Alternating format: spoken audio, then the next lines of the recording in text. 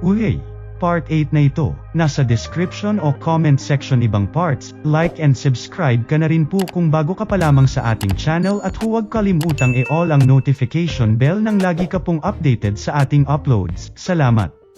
Habang nakatigil ang oras sa lahat ng taga-Eastern Academy gawa ng kapangyarihan ni Innocent Zero ay tanging si Headmaster Wahlberg nga lang ang nakakagalaw na siya nang ang pumihil na makuha ang ating bida. At bilang headmaster nga raw ng Easton ay di niya hahayaan lang ang basta-basta na lamang panghihimasok ng mga ito lalo na kung kaligtasan na ng kanilang mga estudyante ang pag-uusapan. Kahit na ikamete pa nga raw niya ito, dagdag pa nga ng headmaster.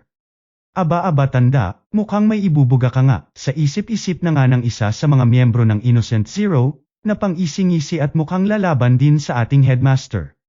Hanggang sa nagulantang na nga lang ito nang sa tingin pa lamang ni Headmaster Wahlberg ay manginig na ito sa takot.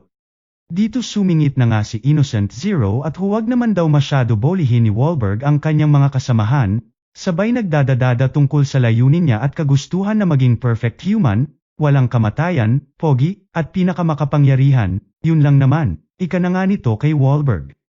Sasmeriasep lumang music na yan, tas magsasakripisyo ka ng pagkarami-raming buhay dahil lang dyan pagnanakaw ng magical powers, pagpapahirap sa iba, abat pinapatay mo pa, banat na nga dito ni Headmaster Wahlberg. O ano naman ngayon, wag mo na iboses ang obvious na, bida-bida ka din ribat na nga ni Innocent Zero, at ang pamilya niya nga raw ay nabubuhay para sa kanya, maging itong si Mash na lubos pinoprotektahan nila, na nabubuhay para sa kanya dahil sa kanyang araw ito. Anak ko siya kaya syempre iuuwi ko siya sa amin ba't ba kasi nakikialam kayo, dagdag pa nga nito. Tinawanan na nga lang ni Wahlberg ang mga banat ni Innocent Zero at mukhang di raw talaga magsasalubong ang pananaw nila sa mga bagay-bagay, at sinabing si Mash raw ang magsisilbing pag-asa at simula ng pagbabago ng mundong kanilang kinagisnan. At kung nais nga raw makuha ni Innocent Zero itong si Mash ay dadaan muna siya sa kanyang bangkay, ika na nga ni Headmaster Wahlberg sabay labas ng kanyang pangmalakasang wand na tinukoy nitong si Uranus. Siyempre di rin naman nagpahuli sa pagbida ng kanyang wand itong si Innocent Zero na siya nang ang sinabayan rin ang paganap ni Headmaster Wahlberg, at tinukoy nitong Kronos. Nabahala na nga ang headmaster nang magsilutangan ang iba pang mga alip-ores nitong si Innocent Zero, kaya naman bilang tugon sa sitwasyon ay nagcast ng spell sa ilang estudyante ng Eastern Academy kabilang na ang dalawang Divine Visionary, at dito iniutos ng headmaster sa kanila na sila na bahala promotekta sa iba at siya na nga raw bahala at haharap kay Innocent Zero. Wala naman ng sinayang na oras pa sila Mash at tila napagtanto na rin ang sitwasyon na kinakaharap nila, na kanya-kanya nang ang banat sa mga kalabang nasa kanilang harap, di rin nagpahuli si Caldo, ang Flame Cane, at literal na nagpasiklab ng kanyang nagliliyab na mga espada, maging ang bida-bidang si Orter Madel ay tumulong na rin at iminungkahi kay Caldo na back-up-an ang kanilang headmaster na si Wahlberg. Hype na yan ba't parang walang katapusan ang pagdami nila, reklamo na nga ni Barrett kasama itong si Lance, habang itong si Margaret naman ay walang humpay din na nakikipagsabayan sa mga nagsilutangang kalaban. Was-iwas dito, tusok doon, basic nga lang ang mga kalaban sa kamay ng ating bidang akademya. Samantala, balik naman kila Innocent Zero na kaharap itong si Wahlberg, kung saan nagcast na nga ng spell ang headmaster na nagdala sa dalawa somewhere sa himpapawid, na ayon dito kay Headmaster Wahlberg ay para wala sa kanilang didistorbo. Kalaunan sa gitna ng laban pakikipagsabayan nila Barrett at Lance ay nagulat na nga lang sila nang makita ang isang tinik-tinik na tore mula sa malayo, nalulan na nga ang isa sa mga miyembro ng Innocent Zero na nagngangalang si Selwar. Nabahala na nga sila Margaret dahil lahat sila halos ay okyapado sa pakikipaglaban, bukod nga raw dito kay Mash na tila walang pumapansin, at tila sinadyang bitag para ang ating bida ang pumunta mismo dito kay Selwar. Agad nagtaka naman si Barrett at paano raw ito nalaman ni Margaret, ayon naman dito ay instinct nga raw ng isang dalaga na kina-pokerface na nga lang nitong si Barrett. Sa kabila ng pa-warning ni Margaret ay tiwala naman sila Barrett na yak lamang ni Mash ang nasabing kalaban kaya iwan na nga raw sila ng binata at rektahin na ang tinik-tinik na tore, na agad din naman sinunod ng binata at iniwan na ang kanyang mga kaibigan. Sa isip-isip naman ni Selwar ay masyado nga raw mataas ang tore para kay Mash para akyatin, at kung sakali man ay bagbog na ito sa kalaban bago pa man siya maabot. Ngunit syempre, si Mash pinag-uusapan natin dito, kung saan ginawang Jenga ang dambuhalang tore at pinagsisipa ang ilalim nito hanggang sa unti-unting bumaba, na lubos kinagulat na nga nilang lahat. Musta Mash, nagkita na naman tayong muli, ika na nga ni Selwar sa ating bida, at bagamat nagawa niya raw paraan ang tore ay di ibig sabihin okay na ang bola ng tinik na ibabagsak niya sa mga ito. Banat na nga nito sa ating bida.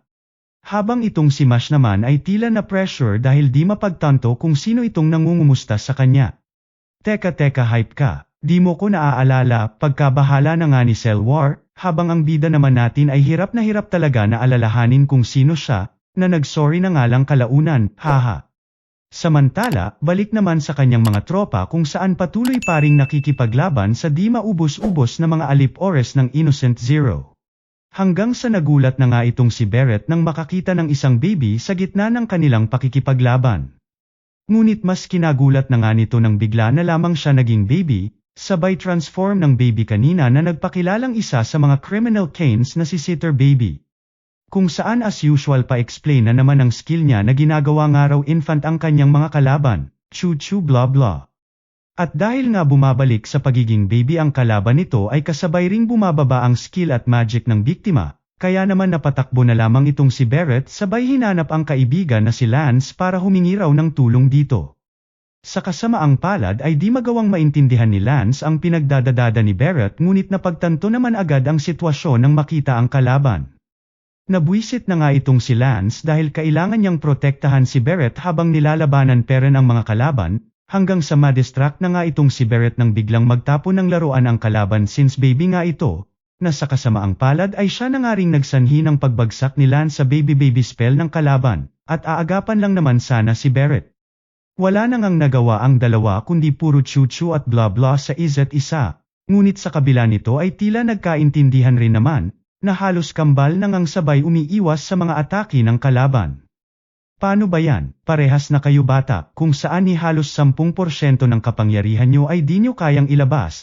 Ay sarap talaga mambuli ng mga walang kwentang nilalang, ika na nga ng kalaban sa kanila. Lubos na bahala na nga si Barrett dahil tila tuta lamang sila na walang kalaban-laban sa harap ng mga durodemanyong kalaban, hanggang sa pasiklaban na nga ito ni Lance na nagcast ng pagkaliit-liit na Grav Aioli spell sa likod ng kalaban na niromansa na nga ang sahig sa sobrang lakas ng atake ni Lance. Nagulantang na nga ang kalaban habang itong si Barrett naman ay lubos na mangha kay Lance dahil bagamat limitado ang kapangyarihan nito, ay nagawan pere nito ng paraan sa pamamagitan ng pag-focus sa maliit ngunit sagad na atake ang kalaban. Iba din daw talaga ang top ng kanilang klase tas genius pa na si Lance. Maging si Caldo ay nabilib din sa mga nasaksihan at pambihira raw talaga ang mga taga-Easton. Samantala, somewhere naglalakbay sa himpapawid, ay pinakita na nga sila Rio kasama si Boy Kulot na nangungulit na naman kung ano raw ba meron kila Headmaster Wahlberg at Innocent Zero. Syempre pa-explain naman si Rio since pabibo si Kulot at sinabing ang Magic Realm daw ay binuo ng isang maalamat na magic user, ang naging pundasyon ng mga Divine Visionary, literal na halos katapat ni Papa God sa lakas, na nagngangalang si Adam. Wala ni isa ang makatapat sa kapangyarihan nito, at sila Headmaster Wahlberg, at Innocent Zero ang dalawa sa naging pinakamahuhusay at pinakamalakas na estudyante nito. So ibig sabihin halos pantay lamang ang lakas ng dalawang ito, ika na naman nga ni Kulot. Oo naman si Rio, at since may lakas ng loob nga raw ang mga ito na lumusab na lang basta, ay tila panatag ang mga ito na magtatagumpay sila. Ika na nga ni Rio habang sa isip-isip ay yun ay kung matatalo nila si Headmaster Wahlberg. Samantala, nagulat na nga si Headmaster Wahlberg nang makita ang kalbo at walang mukha na Innocent Zero, at mukhang talagang inabandona na nga raw nito ang pagiging tao nito. Grabe siya o siya ilabas ko na nga mukha ko para kasing na mismo ang kaibigan mo, ribat naman nga nito sa Headmaster. At nagdadadada na mas tao pa nga raw siya sa iba kung tutuusin, mga hangarin niyang walang kasing lalim, kasakiman niyang walang tatapat ni sinuman. At speaking of hangarin, ay may dalawang gusto raw siya for today.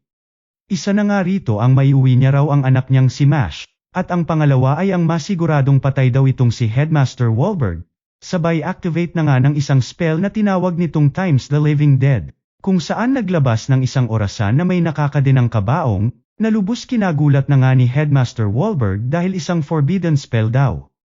Balik naman kila Cell War kung saan di pa rin makapaniwala na nakalimutan siya ng ating bida.